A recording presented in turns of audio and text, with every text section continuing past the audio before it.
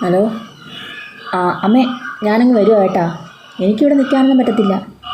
നമുക്ക് ചേർന്നൊരു ബന്ധമല്ലായിരുന്നു അമ്മേ അത്. നമുക്ക് അബദ്ധം പറ്റിപ്പോയി. സ്ത്രീധനോ? സ്ത്രീധനോ ചോദിച്ചെങ്കിൽ ഞാൻ അമ്മയുടെ ലോക്കലുള്ള സ്വർണ്ണം കൂടി എടുത്ത് കൊടുത്തേനെ. ഇതൊന്നുമല്ല.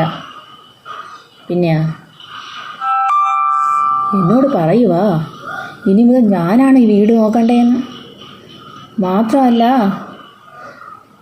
കുറച്ചും കൂടെ നേരത്തെ എണീക്കണേ മോളേന്ന്. 100 പവനും 1 ഏക്കർ തെങ്ങിൻ തോപ്പും ഒരു ഓടിക്കാറും കൊടുത്ത എന്നോട് ഇത് പറയുന്നത് ശരിയാണോ? അത് മാത്രമല്ല, ഇച്ചി നേരം കൂടി മോൾ ഉറങ്ങിക്കോ എന്ന് പറഞ്ഞിരുന്നെങ്കിൽ എനിക്ക് ഇത്രയും സങ്കടമില്ല. ഇതിപ്പോൾ ഉറങ്ങാനും പറ്റില്ല, വീടും നോക്കണം.